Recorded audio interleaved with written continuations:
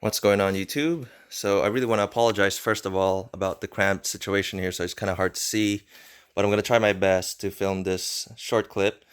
I just want to share with you guys this weird issue that I just came across.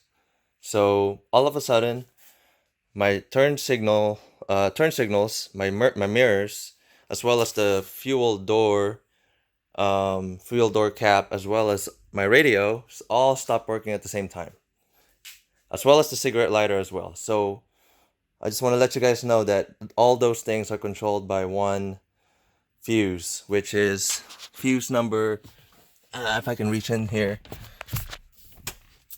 it's a fuse that is number 20, right here, if you can focus.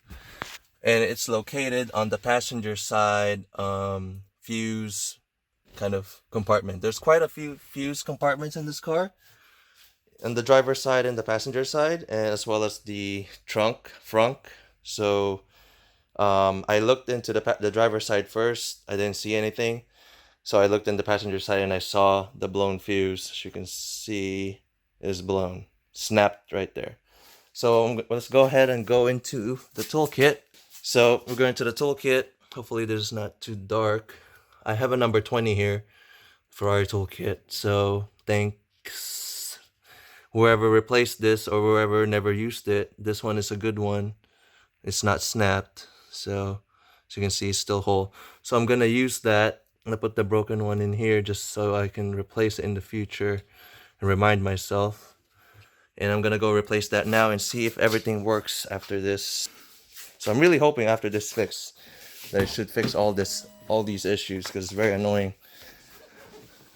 Very annoying never not being able to use my turn signals. Okay, be right back.